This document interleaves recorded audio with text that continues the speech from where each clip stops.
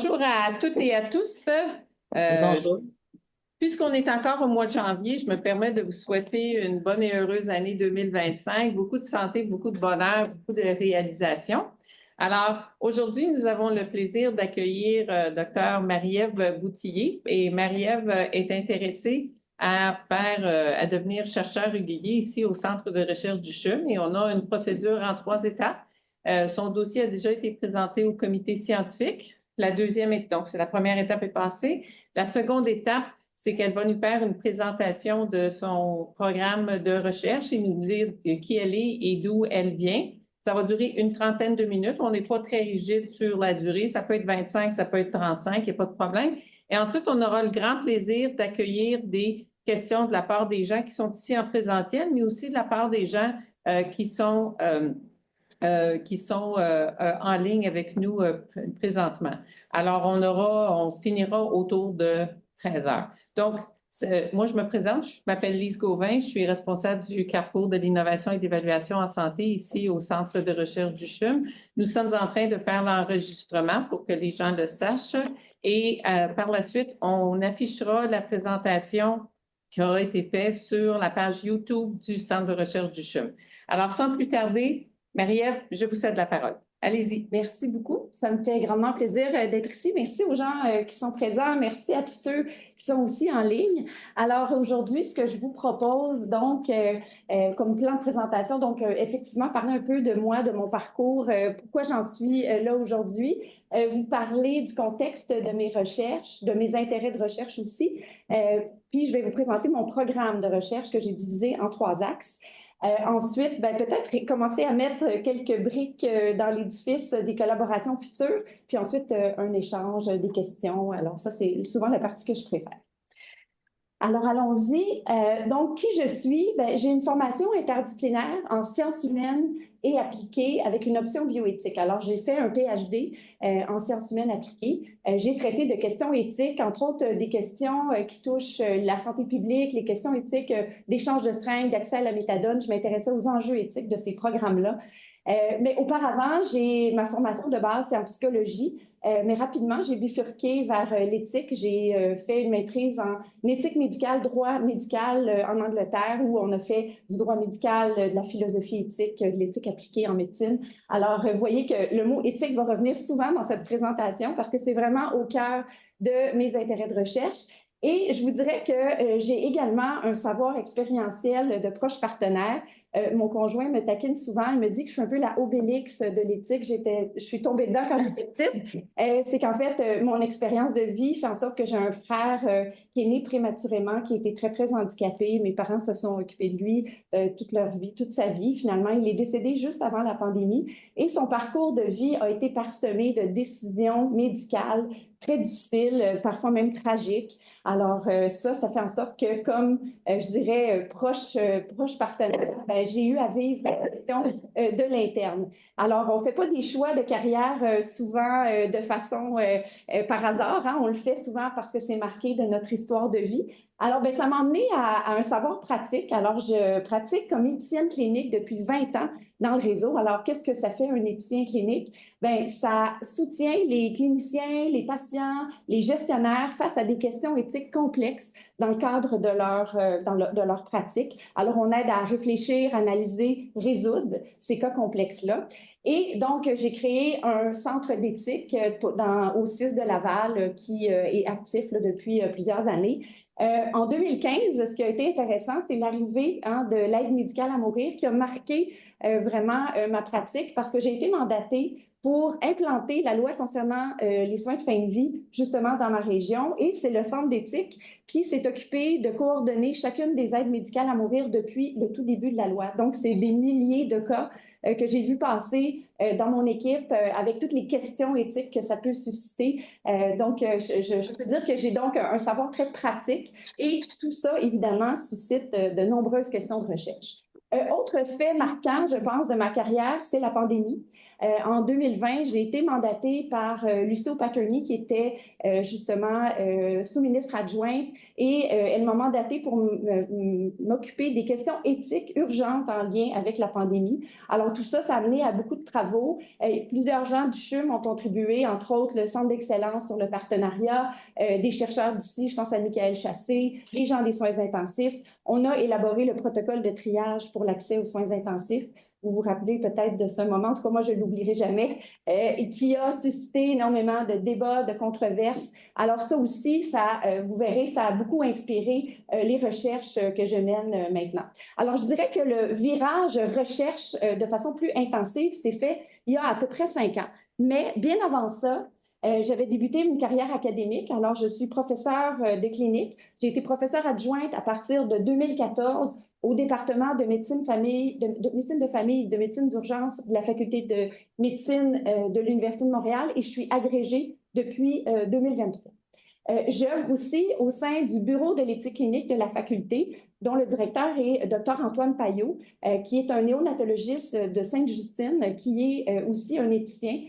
Et ensemble, on a mené beaucoup de travaux, notamment en enseignement, dans les programmes d'éthique clinique. Alors, Dr Payot a fondé le bureau de l'éthique clinique, mais les programmes d'éthique clinique de la faculté. Et je me suis joint à ces efforts-là pour vraiment aider à développer davantage, dont on a développé ensemble un PhD en éthique clinique à la faculté. On a développé également une maîtrise professionnelle avec des stages. Dans ce contexte-là, je suis la responsable des stages. Donc, tous les étudiants qui étudient en éthique clinique, qui font des stages, passent sous ma supervision à un moment donné dans leur parcours. Également, on a créé tout récemment un fellowship. Ça, c'est extrêmement intéressant parce que le fellowship, on est, je crois, le seul fellowship francophone dans le monde en éthique clinique. Alors ça, c'est vraiment intéressant. Puis on est en train de créer avec Cleveland un fellowship international. Alors ça aussi, là, c'est de belles ouvertures. Et bien, je suis aussi impliquée dans la supervision d'étudiants. J'ai sous ma supervision 4 étudiants de doctorat, 4 à la maîtrise. J'ai aussi 2 postdoctorants. Et on a 2 fellows. On en a une qui a gradué l'année passée, mais on a 2 fellows actuellement. Et je supervise environ 12 stagiaires par année. Également, j'ai monté des cours en ligne là, pour le programme juste avant la pandémie. C'était intelligent de faire des cours en ligne hein, parce qu'on a connu la suite après. Alors, ces cours-là, ce sont des cours obligatoires dans le programme qui sont toujours actifs. Alors, bien, comme vous voyez, donc, je suis aussi active là, du côté de l'enseignement. Et également du côté de la recherche. Hein. Je vous ai dit que j'ai pris un virage vraiment plus intensif en recherche il y a à peu près 5 ans. Et bien, ça a porté fruit. Je suis maintenant financée par à peu près tous les grands organismes subventionnaires. Si je fais un petit calcul, là, j'ai cumulé pour 3,5 millions de fonds de recherche, dont 2,5 millions comme chercheuse principale. Alors, je vais pouvoir vous illustrer le genre de projet que je mène et mes projets, certains sont financés jusqu'en 2029. Alors, bien, le contexte de mes recherches, c'est sûr que je m'intéresse, oui, à l'aide médicale à mourir, oui, aux soins de fin de vie, mais de manière beaucoup plus large, les questions éthiques touchent l'ensemble de la trajectoire de soins. Puis très souvent, les questions qui vont être criantes vont se passer dans des ruptures hein, dans cette trajectoire de soins-là. Je voulais l'illustrer. Hein, on a, par exemple, un diagnostic qui est un moment charnière. On a tout le volet soins actifs, soins palliatifs et l'aide médicale à mourir qui survient lorsque les patients éprouvent des souffrances physiques et psychiques persistantes, insupportables, qui ne peuvent pas être apaisées d'une autre manière. Donc, l'AMM arrive à ce moment-là. On n'a pas besoin d'être en fin de vie maintenant pour demander l'aide médicale à mourir, mais ce continuum-là jusqu'au décès est vraiment un continuum avec, comme je vous dis, toutes ces ruptures qui alimentent là, vraiment les questions de recherche qui m'intéressent. Je ne pourrais pas passer sous silence l'importance hein, de l'aide médicale à mourir au Québec. Dans le dernier rapport de la Commission des soins de fin de vie, là, je vais me retourner pour vous parler des chiffres un peu. Donc, en 2023-2024, 5 717 personnes ont reçu l'aide médicale à mourir. C'est une hausse de 9 %. Ça n'a cessé d'augmenter hein, depuis les tout débuts. L'augmentation de 9 % elle est peut-être un peu plus faible que les dernières années, mais on voit quand même que la courbe continue d'augmenter. Le profil des patients, 75 % avaient 70 ans et plus, 60 % étaient atteints de cancer, 84 % un pronostic d'1 an et moins, 96 % présentaient des souffrances physiques et psychiques. Ça, c'est intéressant. Hein? La plupart des patients vont invoquer vraiment les deux aspects là, dans la souffrance.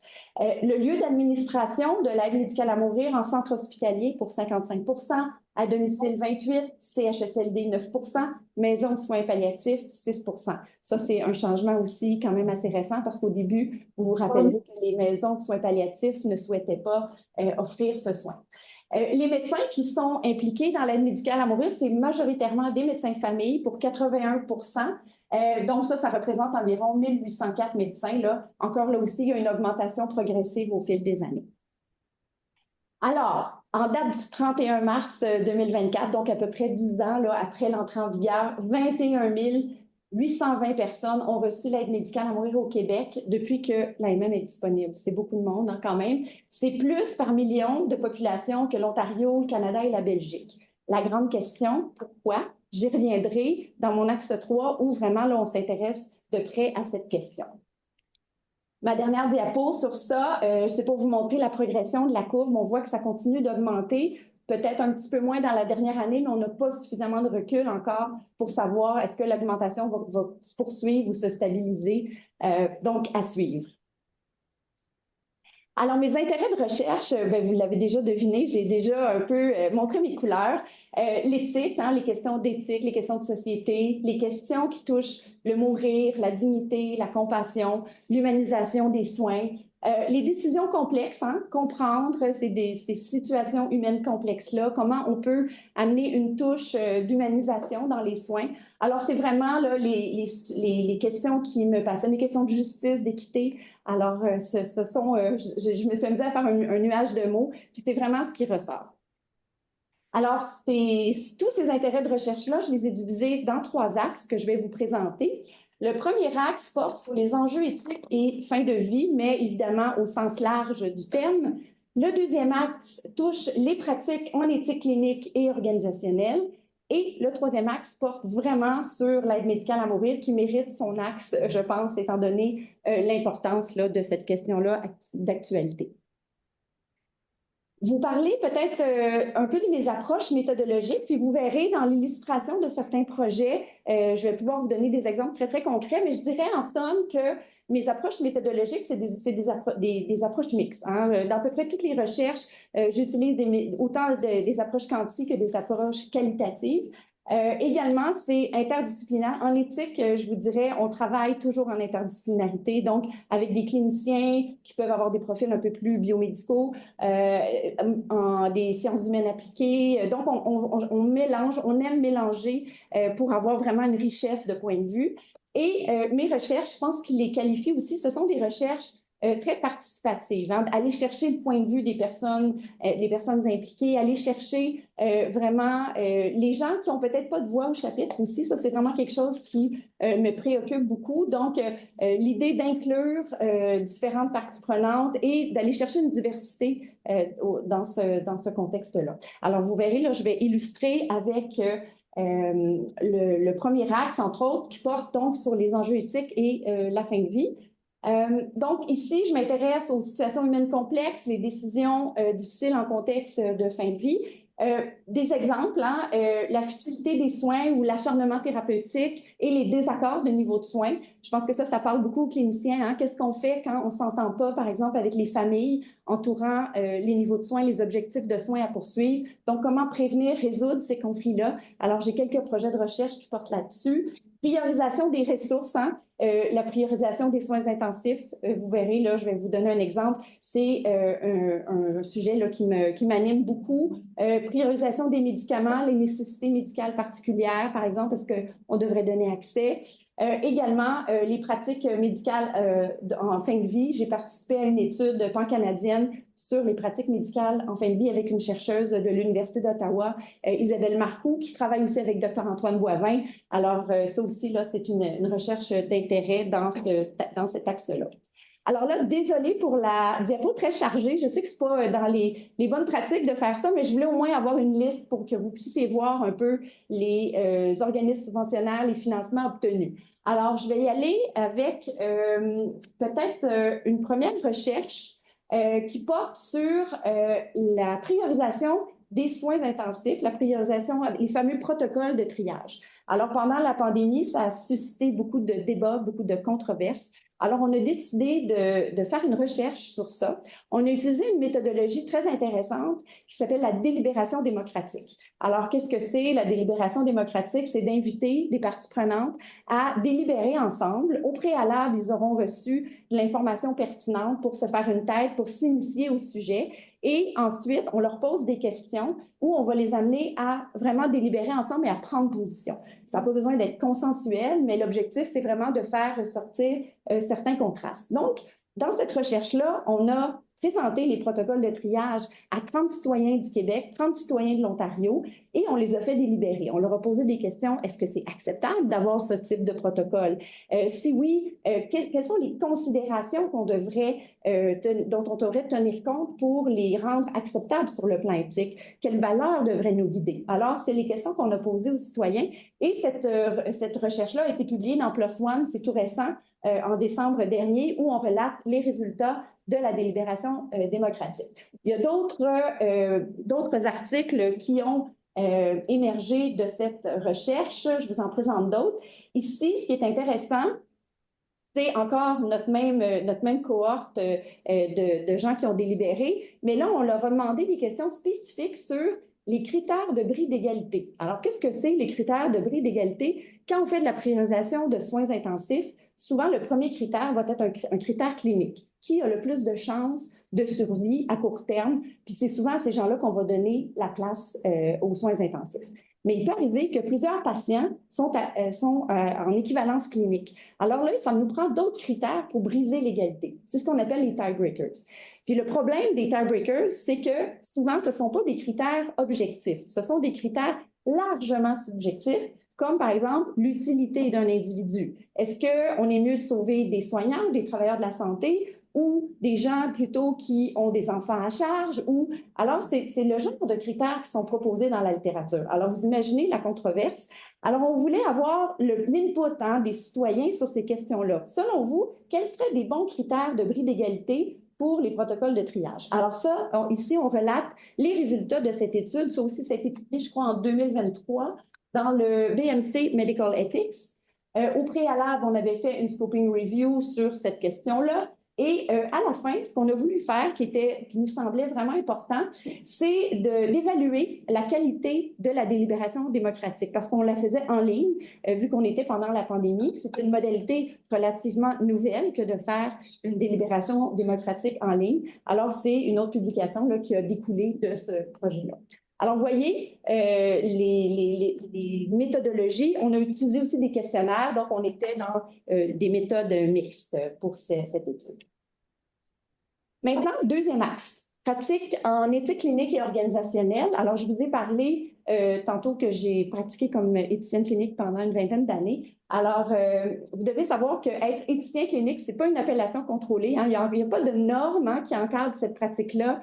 Donc, il nous manque beaucoup d'indicateurs qualité. Il y a deux exceptions dans le monde. Il y a les États-Unis et l'Allemagne qui ont développé une certification, mais au Québec, encore à ce jour, on peut s'improviser éthicien clinique. Je le suggère à personne, là, mais donc, on a besoin vraiment de balises pour professionnaliser ce métier-là, le rendre, de standardiser un petit peu plus les manières de faire. Alors, dans cette foulée-là, avec le Dr Payot, dont je vous ai parlé tout à l'heure, on a obtenu des fonds via une entente de collaboration tripartite qui nous a permis de mener des recherches sur la pratique en éthique clinique. Et là, actuellement, nous sommes en renouvellement pour cette entente tripartite jusqu'en 2027.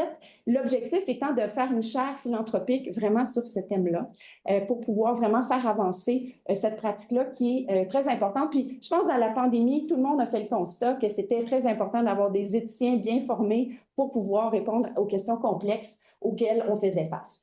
Peut-être une des réalisations intéressantes, justement dans le cadre de l'entente tripartite, on a créé un réseau d'éthique clinique internationale francophone qu'on appelle le RECIF. Et on a des collaborations avec la France, donc l'Université de Paris, la Suisse, Université de Lausanne et également la Belgique, l'autre école Robert Schuman. Et avec ces collaborateurs-là, on essaie vraiment de mettre les bases pour vraiment mieux encadrer, réfléchir cette pratique-là dans le monde francophone. Alors, voilà un exemple d'activité qu'on a menée. Encore ici, une liste que je vous fais, mais c'est vraiment juste à titre indicatif. Peut-être le premier, avec l'étoile bleue, c'est un projet qu'on a été financé, Audace, pour créer un laboratoire vivant pour tester des questions d'éthique clinique. Qu'est-ce que ça veut dire la créativité et la normativité en éthique clinique? Donc, avec ce projet-là, on souhaite poursuivre, peut-être faire une demande Audace Plus pour ces travaux-là de laboratoire vivant. Également, on explore les besoins de certification en éthique clinique au Québec. Et bien, tout ça nous mène à, on a développé une série de livres que je vais vous montrer, qui sont des livres pour les étudiants, les cliniciens qui sont intéressés à l'éthique. En français, il n'y en avait pas beaucoup. Alors, on a fait vraiment toute une série de livres. Ça, c'est le deuxième et le troisième qui a porté sur la pandémie. Et le quatrième livre est en préparation, il va paraître en 2025. Dans ce dernier livre-là, là, on a invité des collaborateurs d'un peu partout dans le monde pour avoir une approche internationale de l'éthique clinique. Et ce livre-là va être publié en français et en anglais. Ça va donner une portée là, intéressante. Peut-être pour terminer, pour cet axe-là, les deux étoiles vertes, ce sont deux projets qui sont soumis. On va avoir des réponses au printemps. Donc, pour vraiment un programme de recherche franco-québécois dans le cadre du récif pour consolider notre collaboration, en faire un pôle d'excellence en éthique clinique. Et également un partenariat de recherche. Ça, c'est le programme soutien aux équipes de recherche. On veut créer une équipe de recherche en éthique clinique avec l'aide des fonds, évidemment, si on est financé. Alors voilà pour cet axe et arrivons au plat de résistance, comprendre l'aide médicale à mourir. Donc, je vous ai mis la table un petit peu pour montrer l'importance qu'a pris l'aide médicale à mourir au Québec. Vous voyez Sonia Bélanger qui veut des explications sur la hausse des demandes et de la pratique de l'aide médicale à mourir. Alors, dans cette foulée-là, il y a eu un concours au FRQ qui s'est fait en 2023-2024, une action concertée, et c'est notre équipe qui a gagné le concours. Alors, on a obtenu 1 million sur 3 ans pour justement mieux comprendre l'aide médicale à mourir en contexte québécois. Et bien, Dr Dion, qui est ici, fait partie de ce grand projet, et d'autres chercheurs du CHUM, je pense également à Dr Mona Gupta, il y a aussi Tania Cringe-Côté. Alors, donc, plusieurs personnes du CHUM sont impliquées dans ce grand projet. Et dans la foulée, on a créé un consortium de recherche qu'on appelle le Consortium interdisciplinaire de recherche sur l'AMM, le CIRAM. Alors, vous allez peut-être entendre parler du CIRAM éventuellement. Avec deux de mes collègues, Isabelle Marcoux, Catherine Perron, on est le comité exécutif qui finalement dirige le CIRAM dans ses recherches. Alors, je vous présente le CIRAM, c'est 75 personnes, le CIRAM, donc c'est un grand projet. Je vous donnerai pas la gouvernance, là, c'est quand même un schéma compliqué peut-être pour aujourd'hui, mais au moins la composition. 46 chercheurs au Québec, au Canada, à l'international, parce qu'on a inclus dans notre équipe des chercheurs Belgique, Nouvelle-Zélande, pas Nouvelle-Zélande, les Pays-Bas, j'avais Netherlands dans la tête, Pays-Bas, Australie, États-Unis, Canada. Alors, parce qu'on va faire du comparatif dans notre étude, alors on avait besoin d'avoir ces experts qui étudient l'assistance à mourir depuis des années. On a également 14 cliniciens qui proviennent de 10 établissements québécois. On a des représentants d'organismes partenaires. On a des patients partenaires aussi. D'ailleurs, Ghislaine Rouly, que vous connaissez sans doute. Ghislaine Rouly, elle est dans le comité directeur du CIRAM. Et on a des étudiants, donc postdoctorants, étudiants au cycle supérieur. Alors, je vous dis ce qu'on va faire dans le CIRAM. C'est quand même un assez gros projet, costaud, mais comme on est plusieurs chercheurs, bien, ça nous permet vraiment d'avoir plusieurs possibilités. Alors, il y avait beaucoup de questions et d'objectifs de recherche qui étaient présents dans l'action concertée. Alors, on a décidé de prendre une approche, de faire des méthodes transversales qui vont tenter de répondre à autant de questions de recherche que possible, et ensuite de venir compléter ça par des méthodes spécifiques pour vraiment creuser les questions qui ne seraient pas abordées par les méthodes transversales. Alors, je vous les présente. Les méthodes transversales, peut-être avant les juridictions qu'on a choisies pour l'étude. Donc, évidemment, Québec, Canada, Belgique, Suisse, Pays-Bas, Californie et Victoria en Australie. Donc, il y a une synthèse systématique qui est en cours pour essayer de comprendre quels sont les facteurs qui influencent le recours à l'aide médicale à mourir. Donc, on va fouiller la littérature mondiale pour ça. Ensuite, on fait des entretiens avec des informateurs clés.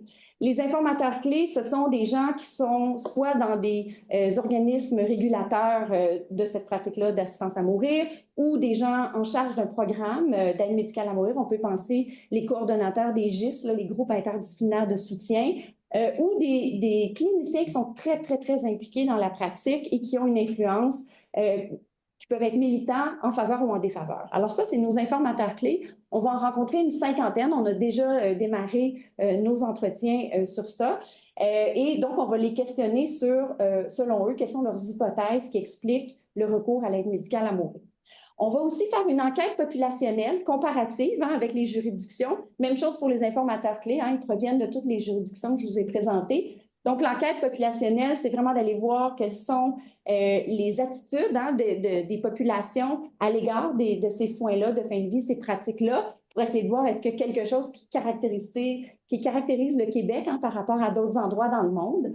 Également, on va faire des groupes de discussion où on va vraiment là, mettre ensemble des cliniciens qui pratiquent, qui sont chevronnés dans la pratique de l'assistance à mourir pour essayer de voir aussi quel est le pouls, là aussi, selon eux, des facteurs qui peuvent expliquer le recours à l'aide médicale à mourir. Donc ça, c'est nos méthodes transversales dans le CIRAM. Maintenant, les méthodes spécifiques. Alors, je vais prendre les petites bulles une à une. La première bulle, pratique, loi et politique publique. Alors, dans ce volet-là, on va faire une synthèse réaliste. C'est drôle que ce soit le premier parce que ça va être la dernière étape de notre projet. La synthèse réaliste, une méthodologie qui nous permet vraiment de prendre l'ensemble des données qu'on va avoir récoltées dans notre projet, que ce soit la synthèse systématique, que ce soit les méthodes plus empiriques. Et on va travailler avec un comité consultatif pour essayer de, dans le fond, métaboliser un peu toutes ces données-là et d'essayer peut-être de construire un modèle explicatif à l'aide d'un modèle théorique ou pas, donc pour nous permettre de mieux comprendre le recours à l'aide médicale à mourir. Donc, c'est vraiment ça qui va nous permettre de rassembler et de faire une synthèse cohérente qui a un sens. Ensuite, l'analyse juridique. On a à l'intérieur du CIRAM une équipe de juristes, donc des professeurs de droit qui font du droit comparé, de l'analyse de droit comparé, qui vont regarder les lois, les politiques dans les différentes juridictions où se pratique l'assistance à mourir, voir est-ce qu'il y a des particularités entre les différentes législations. Ensuite, je vous amène à la bulle verte, l'encadrement des demandes anticipées. Donc, il y avait dans les objectifs de recherche une partie sur les demandes anticipées. Alors, pour répondre à ça, il va y avoir aussi une analyse juridique comparée faite par nos juristes et également une synthèse systématique des méthodes mixtes. Alors là, on va faire encore une fois une recension très poussée là, des écrits sur les pratiques, les expériences en lien avec les demandes anticipées d'aide médicale à mourir. Ensuite, les facteurs sociétaux, donc la bulle bleue en haut. Évidemment, nos méthodes transversales vont beaucoup alimenter ce volet-là, mais on va venir le préciser par une synthèse des textes médiatiques. Alors, on va regarder dans la presse écrite comment a été traité le sujet de l'aide à mourir au Québec au fil des années pour nous permettre de voir est-ce qu'il y a quelque chose à aller chercher là-dedans. Également, on va faire des forums communautaires. Alors, les forums communautaires, c'est une méthodologie vraiment consultative, participative de différents groupes communautés. Et dans ce cadre-là, donc, on va aller dans les régions, on va vraiment essayer d'aller chercher des groupes qui ont peut-être moins voix au chapitre. Puis d'ailleurs, à cet égard, j'ai rencontré la communauté CRI qui ont un intérêt très marqué pour peut-être faire un forum communautaire dans leur communauté. Alors, c'est très, très intéressant.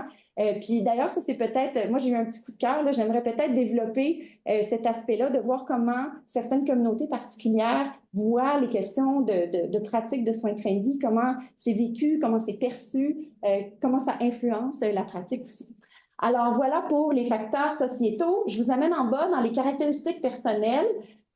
Alors là, on va vraiment s'intéresser aux individus qui font des demandes. On va faire des entretiens individuels avec des personnes qui ont fait des demandes et lorsque ce sera possible, on va faire ce qu'on appelle une étude de cas triadique. Alors, à partir de la demande de la personne, on va lui demander la permission si on peut faire un entretien avec le prestataire évaluateur, donc le médecin ou l'IPS qui s'occupe de la demande et également un proche. Et ça nous permet d'avoir vraiment une vision 360 de la demande d'aide médicale à mourir. Ce qui est intéressant, c'est qu'on a une chercheuse qui revient de faire un postdoc aux Pays-Bas et elle a utilisé la même méthodologie. Alors, ça va nous permettre aussi de faire du comparatif avec cette méthodologie-là qu'on va mettre en place. Également, on va faire une étude de dossier, et ça, c'est Dr. Mona Gupta qui mène ce bout-là du projet. C'est une étude de dossier où elle va regarder les patients qui ont fait des demandes dans leurs dossiers médicaux, quelles sont les caractéristiques particulières, les éléments de vulnérabilité, la conception de la souffrance, aller chercher donc ces éléments-là dans une étude rétrospective de dossier. Enfin, l'organisation des soins et services. On se pose la question, est-ce que la manière dont les soins sont organisés a une influence sur le recours à l'aide médicale à mourir? Alors, pour faire ça, on va faire une analyse documentaire. Donc, on va voir comment les gens sont constitués à travers leurs documents officiels dans les différentes régions du Québec. Mais aussi, on va ajouter à ça des données démographiques et des données, par exemple, de la commission. Puis, on va essayer de voir à travers un système mapping, on va cartographier puis voir quels sont les facteurs explicatifs dans les différentes régions du Québec qui peuvent influencer le recours justement à l'aide médicale à mourir. Alors voilà pour les méthodologies spécifiques. Alors vous voyez, c'est varié. Il y a du travail aussi, une chance qu'on a 3 ans. On n'a pas fini la première année, Dieu merci. Donc voilà, pour le CIRAM, ça terminerait dans le fond là, les 3 axes et le grand projet là, que je viens de vous présenter. Alors, je terminerai là-dessus. Les collaborations. Bien, je vous ai déjà nommé plusieurs personnes avec qui j'ai déjà des collaborations au CHUM. On peut penser à toute l'équipe d'aide médicale à mourir, le GIST. Ce sont tous des gens avec qui déjà j'ai des collaborations. On a créé d'ailleurs avec le CHUM, c'est le CHUM qui a initié ça, l'éco-AMM, qui est une activité très, très courue par beaucoup de gens. Également, plusieurs chercheurs, je pense à Marie-Pascale Pomé, je pense à Antoine Boivin, je pense à Dr. Mona Gupta, le Centre d'excellence sur le partenariat avec les patients et le public également, qui sont très proches aussi à la faculté de médecine, avec le bureau du partenariat de soins. Il y a beaucoup d'atomes crochus. Puis, également, l'équipe en éthique au CHUM, que je connais bien aussi, Karine Bédard et compagnie. Alors, voilà, ça, c'est déjà des collaborations qui sont déjà présentes. Il y en aurait à consolider. J'imagine très bien différents projets où on pourrait développer la dimension éthique dans les projets. Je sais qu'il y a Marie-Chantal Fortin aussi qui travaille en transplantation, qui traite de questions éthiques. Alors, je verrais bien dans le carrefour de l'innovation certains projets où on pourrait voir comment susciter certains questionnements éthiques qu'on pourrait pousser à travers certains projets. Et à développer, là, je regarde de manière plus large le CRCHUM, qui a plusieurs axes, où il y aurait peut-être des collaborations un peu plus transversales dans les divers axes du CHUM. Ça peut sembler loin, l'ingénierie et tout ça, mais pas du tout. Je pense qu'il y a des questions extrêmement pertinentes avec les nouvelles technologies qui sont développées. Alors, voilà, ça terminerait ma présentation. C'est plus une ouverture, je n'ai pas déjà tout réglé. Voilà.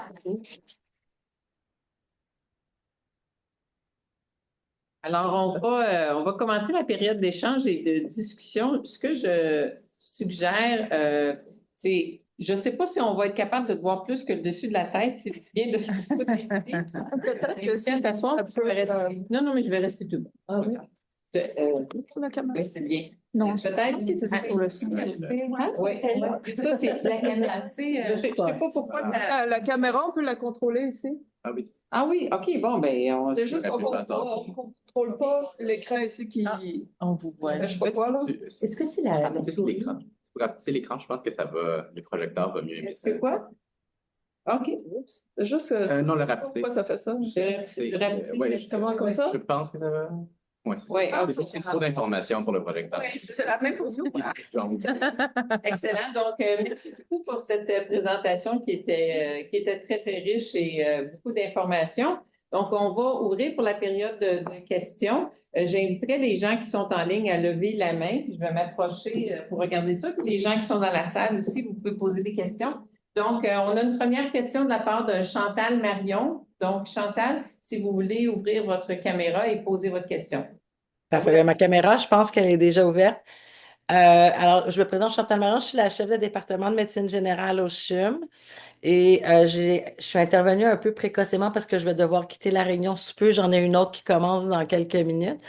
Je voulais vous féliciter, Madame Boutillier, quel enthousiasme et quelle richesse dans tous ces projets-là.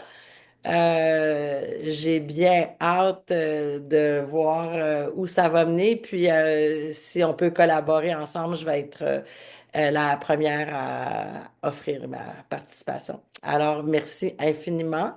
Et je dois vous quitter, je vais rater la fin, mais je suivrai sur l'enregistrement la suite des échanges. Alors, bravo. Ben, merci, puis au plaisir de vous rencontrer. Tout à fait. Merci beaucoup.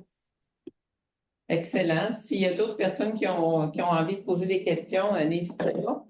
Moi, je ne vois pas qu'il y a de main levée actuellement, donc je vais me préparer. Ah, il y a écrit. Non, il y avait écrit dans le chat tout à l'heure, mais là, On le voit plus. Ah, il y a Marie-Thérèse. Marie-Thérèse. Marie-Thérèse. Marie-Thérèse Bussier. Marie, bon, voilà. Oui, Marie-Thérèse. bonjour Marie-Ève. Alors d'abord, merci infiniment pour la clarté de ta présentation. J'ai eu beau avoir un bureau à quelques portes du tien pendant plusieurs années. Je n'avais pas réalisé l'ampleur des travaux que tu faisais. Puis je pense que peut-être un incubateur au 6 de Laval qui est intéressant. Alors je suis très contente. Alors, écoute, dans les nombreux projets que tu mènes, je me suis demandé s'il y avait eu un intérêt à regarder concrètement comment les communications étaient effectuées, pas juste les perceptions des gens, mais est-ce qu'il y a eu des analyses plus précises de comment ces discussions-là ont cours entre l'intervenant qui va pratiquer l'aide médicale à mourir et le patient? Oui. Ben, d'abord, Marie-Thérèse et Claude, hein, peut-être parce que vous avez été trop proche de moi, je vous ai complètement oublié dans, dans les collaborateurs, parce que d'ailleurs, je participe au livre sur la communication interprofessionnelle là, avec Marie-Thérèse et Claude. Bon, pour répondre à la question, moi, je n'ai pas fait à l'heure actuelle de travaux spécifiques sur ça. Je pense que c'est tout à fait d'intérêt. Là où peut-être mes recherches vont plus toucher à la communication, c'est dans toute la question de prévenir et résoudre les conflits en lien avec les niveaux de soins. Je pense que là, il va y avoir quelque chose de très fort en lien avec la communication. Ça, c'est un projet là, qui va débuter bientôt. Mais tout l'aspect aide médicale à mourir, je n'y ai pas touché et je serais très intéressée de vous entendre sur quelques bonnes idées peut-être à développer là, sur ce thème-là. Ben, absolument, je ne penserai pas le plancher aujourd'hui, mais je soupçonne qu'on va te voir très rapidement au CRCHUM.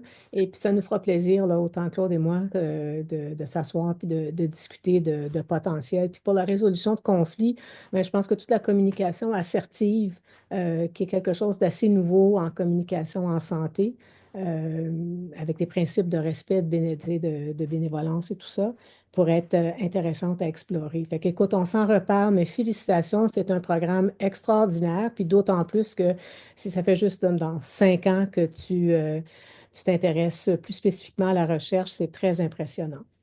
Bienvenue. Merci beaucoup. Excellent. Il y a de possibilité pour des questions. Je vois que. Quoi? Tu as une question? J'en ai Gériatre, ici aussi. J'en ai beaucoup, là. Oui, oui, ben, c'est vrai, effectivement. Beaucoup de questions, mais félicitations là, d'abord. Je pense que c'est emballant de vous savoir pas loin éventuellement là, pour des collaborations ou autres. J'ai deux niveaux de questions. Prenons la plus terre à terre, mais pour faire des évaluations d'aide médicale à mourir sans nécessairement en administrer, là, est-ce que vous regardez la dimension temporelle et la fameuse pente glissante que moi je perçois hors de tout doute? Fait que l'aspect un peu temporel de jour 1 au Québec, on a fait ça, jour 2 au Québec, on a fait ça. Je le voyais moins ressortir dans les multiples bulles. Ça, Oui. c'est ma première question. Oui, ben, c'est extrêmement intéressant. Je n'ai pas pu présenter le modèle théorique qui est derrière le projet du CIRAM. Notre modèle théorique, qui est le Bronfred-Brenner, là, que certains connaissent peut-être, on va vraiment regarder micro vers le macro, le politique, mais il y a aussi une ligne du temps qui est comme un peu le chronosystème qui va nous permettre de tenir compte de ces dimensions-là temporelles, puis de regarder effectivement, y a-t-il des inquiétudes. Donc oui, on tient compte. Là, dans notre modèle théorique, c'est quelque chose qui est intégré. Là, mais je ne l'ai pas présenté ici par souci de temps. Là. Oui. Si tu peux me permettre, c'est pas d'autres questions. De façon plus Je pense qu'il y a toujours une. Je sais pas si vous allez continuer à faire de la pratique clinique, l'éthique clinique avec tout ce programme-là, ou on choisit un chapeau. L'avenir nous le dira. OK. C'est pas fermé. J'utilise ça un peu aussi. Il y a le mot la communication assertive. Bon, j'ai jamais entendu parler de concept, mais je suis capable d'imaginer ce que ça veut dire.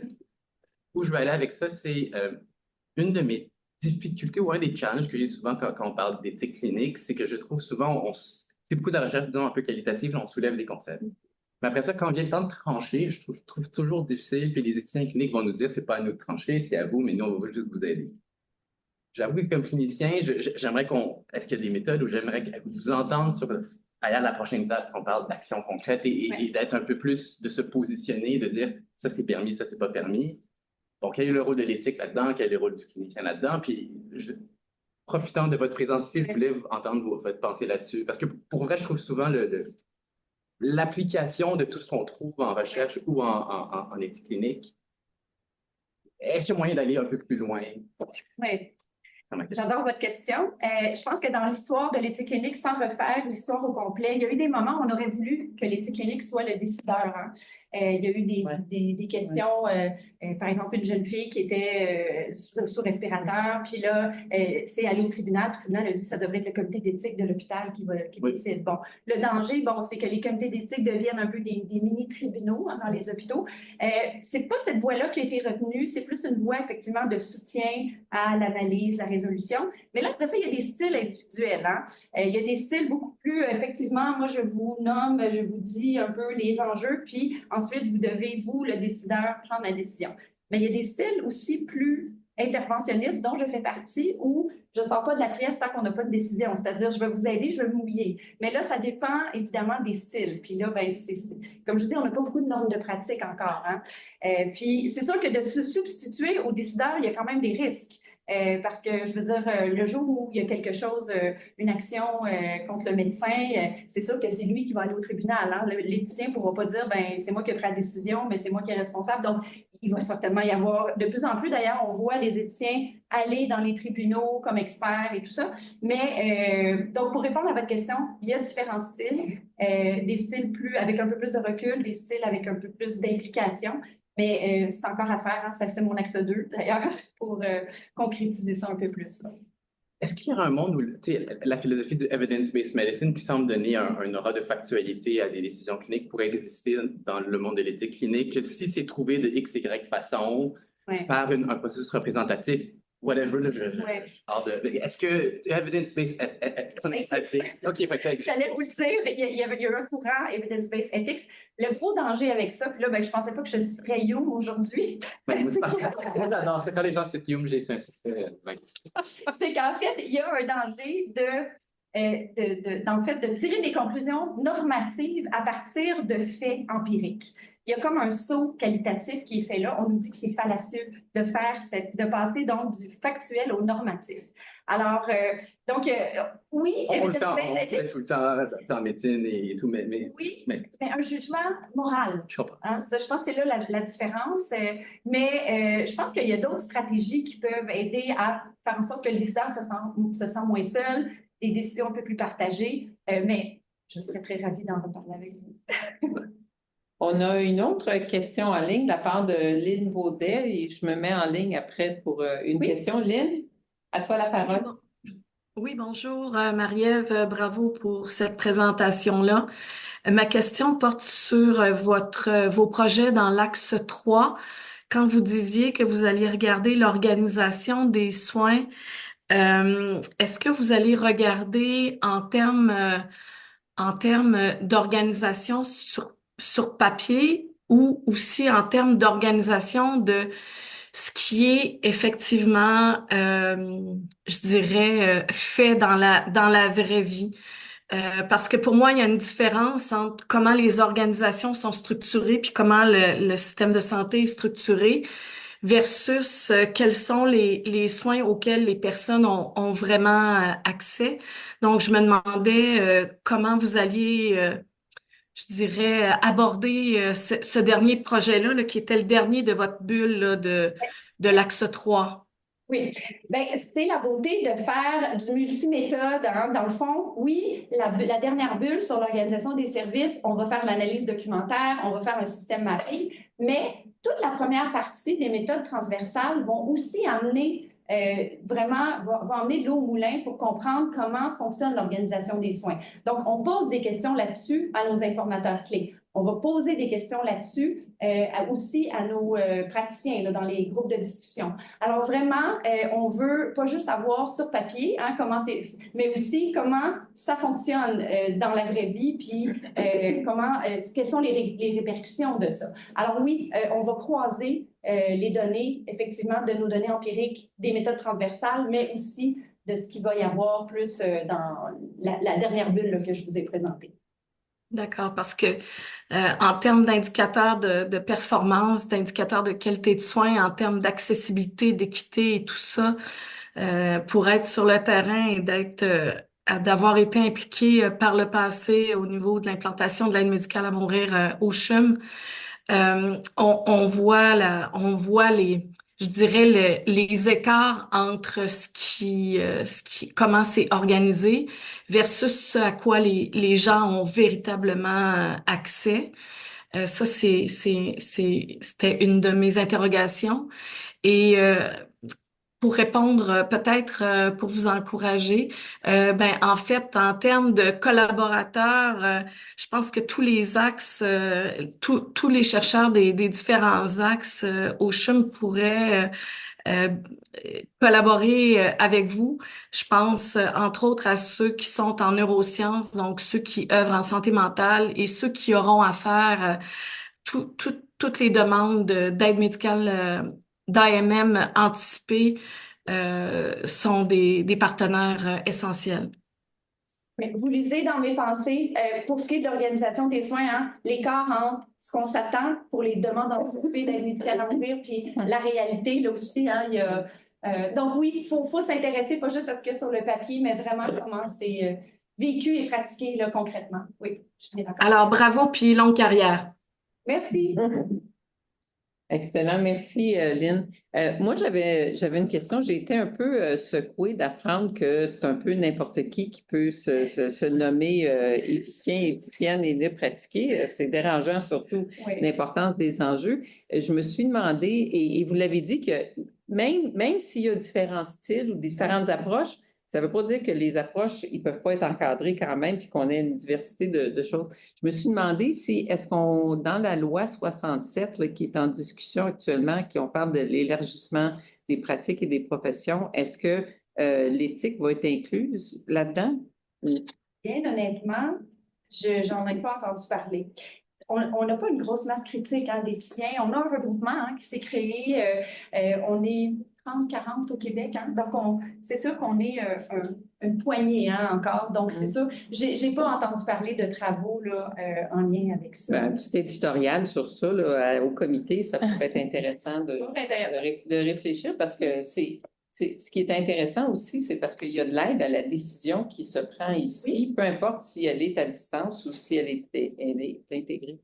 Donc, il nous reste à peu près 5 ou 6 minutes. J'ouvre encore une fois des questions, des commentaires. Marie-Thérèse, est-ce que l'influence politique est prise en compte? Est-ce que l'influence politique est prise en compte de la part de Marie-Thérèse? L'influence du politique, là, des décisions politiques qui peuvent arriver. Des décisions politiques. En lien avec l'aide médicale à mourir? Oui. Oui. C'est une très bonne question. C'est sûr que nos informateurs clés vont pouvoir nous renseigner là-dessus. Quel rôle sur le plan politique? Parce qu'on pose hein, ces questions-là déjà. Quels sont les débats dans votre société? Quels sont les enjeux? Donc oui, on va l'aborder, cette question-là. À ce stade-ci, j'imagine hein, que dans à peu près tous les pays, je sais qu'entre autres pour les Pays-Bas, hein, il y a eu beaucoup de débats. Bien, au Québec aussi, hein, ça a été la même chose. L'influence politique a été majeure. Puis même, ça nous distingue peut-être dans la manière dont on a fait les choses au Québec versus le reste du Canada aussi. Donc, c'est sûr qu'il y a une influence. Mais dans notre recherche, on la pose, cette question-là, surtout à nos informateurs clés qui sont bien placés pour s'exprimer sur ça parce qu'ils sont dans une autorité régulatrice ou en position là, d'avoir suivi les débats de société et les débats politiques autour de ça. Là. Oui.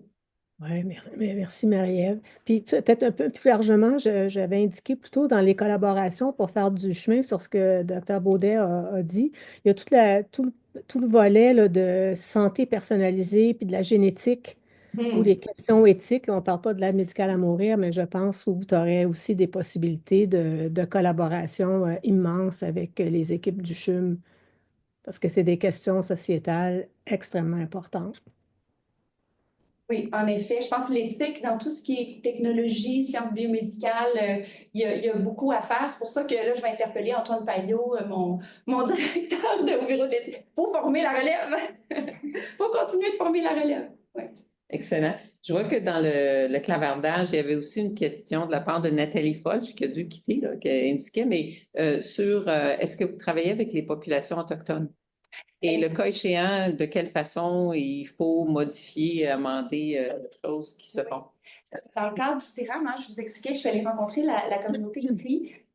Puis oui, donc on va s'y intéresser. Puis c'est quelque chose que j'aimerais vraiment développer davantage. Mais ma posture, c'est je veux que ce soit selon leurs termes et selon... parce qu'il y a toute la question de la sécurisation culturelle là, qui est importante. Je ne veux pas arriver puis imposer quoi que ce soit. Mais oui, j'ai un intérêt pour ça. Puis oui, dans le cadre du CIRAM, là, c'est quelque chose qui est abordé, qui va être exploré et peut-être éventuellement davantage. Là, j'aurais vraiment un intérêt pour ça. Excellent. Alors, dernière chance pour poser une question. Je regarde en ligne, je ne vois pas de main levée dans la salle. Est-ce qu'il y a des gens qui souhaitent poser une autre question? Je vois que quoi que s'agite un peu. Et on a le temps? Non. En fait, une autre question. Parce que dans tout ce qui est tout ce qui est interdisciplinaire, juste comment, puis c'est une question plus personnelle, puis comment tracer une limite tout est intéressant, tout semble vous intéresser, puis c'est tant mieux, mais où tracer la limite de ça, c'est dans mon programme, ça, c'est pas. Parce que au CHUM, l'IA, l'intelligence artificielle, les senseurs, le computer vision, on s'entend. Sinon, un autre pan qui me vient en tête quand je pense à l'éthique en santé, c'est que je trouve que notre système n'a jamais été aussi inégalitaire ou inéquitable selon que tu es traité au CHUM ailleurs, si tu es dans une région urbaine, rurale, si tu connais un docteur, tu connais pas de docteur. Est-ce que ça vous dit comment on choisit quand on est productif un projet sur lequel on va travailler puis ne pas et ne pas s'éparpiller. Exact. Ça fait dire, hein? Donc, moi, en fait, je pense que ce que je vous ai présenté aujourd'hui, c'est mes 3 axes. C'est là-dessus que j'ai envie de me concentrer. Est-ce qu'il y a des collaborations parallèles? Effectivement, oui. Mais est-ce que je vais me lancer demain matin dans tout un programme sur l'IA? Je pense que je mentirais parce que je suis déjà bien engagée dans ces 3 axes-là. Donc, oui, effectivement, il faut faire des choix. Puis, d'où aussi l'idée de former la relève et d'autres éthiciens peut-être vraiment intéressants à ces questions-là parce que vraiment, c'est l'aide médicale à mourir qui a vraiment pris beaucoup de place là, dans les dernières années. Alors, je vous mentirais de dire que je suis experte en IA, pas du tout. J'ai la misère à ouvrir mon iPhone. Alors, il est 12h58. Il me reste à vous dire un très, très grand merci pour votre présentation. J'ai senti beaucoup d'intérêt, beaucoup d'enthousiasme de la part des personnes qui étaient présentes. Je rappelle aux gens que si vous voulez l'écouter en différé, dans la prochaine semaine, la présentation sera disponible sur la page YouTube du Centre de recherche du CHUM et on se dit donc au revoir. Merci. Merci.